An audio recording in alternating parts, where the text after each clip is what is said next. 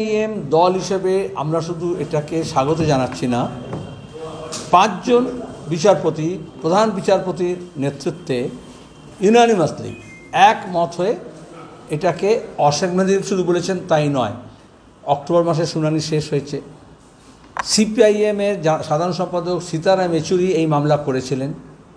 এডিআরও যুক্ত হয়েছিল, যারা তোমরা জানো এই যে এমপি এমএলএ ভোট, তাতে যে টাকা পয়সা গভর্নমেন্ট, এটার ব্যাপারে ওরা একটা অ্যাসোসিয়েশন অফ ডেমোক্রেটিক রিফর্মস, যারা গণতন্ত্রের সংস্কার চায়, তারাতে ছিল। কিন্তু রাজনৈতিক দল হিসেবে একমাত্র সিপিএম শুধু অভিযোগ দায়ের করেছিল তা নয়, মামলা দায়ের করেছিল তা নয়, একমাত্র সিপিআইএম যারা এই পিরিয়ডের মধ্যে কোনো ইলেকট্রাল বন্ডের চাঁদা নেয়নি। যেহেতু নীতিগতভাবে আমরা এটার বিরুদ্ধে, বাংলা যেটাকে কাটমানি বলে, বিজেপি দিল্লিতে অরুণ জেটলি যখন মন্ত্রী 2017 সালে, তখন আইন সংশোধন করে ফাইন্যান্সিয়াল অ্যাক্ট, তারা ফাইন্যান্স বিল নিয়ে এসে এটা করেছিল ইলেকট্রাল বন্ড। তাহলে ভোটের সময় দেশি বিদেশি কোম্পানি ব্যক্তি তারা টাকা দিতে পারবে, কিন্তু কেউ জানবে না কে দিল কে পেল। এই রায়ে যেহেতু বলা হয়েছে যে স্টেট ব্যাংকে আর নতুন করে কোনো ইলেকট্রাল বন্ড দেওয়া যাবে না, কারণ ইস্যু করতে পারবে না। এই ভোটের সময় তো সেগুলো বেশি ওঠে।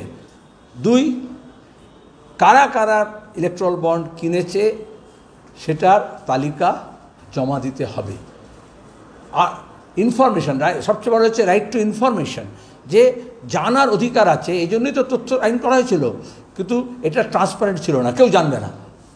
তো ঘুষ তো এরকম হয়, চুরি তো এরকম হয়, লুকিয়ে জানতে হবে। এটা পলিটিক্যাল ব্রাইবারি। তাহলে বিভিন্ন ঠেকা, কন্ট্রাক্ট, খনি, রেল, বিমানবন্দর, পোস্ট অফিস, ব্যাংক, ঝর্ণা, পাহাড়, এই যে হাতে প্রাকৃতিক সম্পদ থেকে দেশের সম্পদ চলে যাচ্ছে বিদেশের হাতে, বিদেশিদের হাতে বা বড় কর্পোরেটের হাতে, তার বিনিময় তো এটা আগাম অ্যাডভান্স দেওয়া। আর প্রধানমন্ত্রী 2014-তে এসেই প্রথম 15 আগস্টে বক্তৃতা বলেছিলেন যে ট্রান্সপারেন্সি, স্বচ্ছতা। আমরা স্বচ্ছতা বলতে বুঝি ট্রান্সপারেন্সি, আর উনি বলেছিলেন স্বচ্ছতা মানে ঝাড়ু লাগাও। আসলে এটা হচ্ছে রাজনীতিতে যে একটা জঞ্জাল তৈরি হলো, কোটি কোটি টাকা, হাজার হাজার কোটি টাকার, এবং সবচেয়ে বেশি লাভবান বিজেপি, তারপরে হচ্ছে তৃণমূল কংগ্রেস। তাহলে বোঝা যায় না যে কারা টাকা দিচ্ছে, কেন টাকা দিচ্ছে।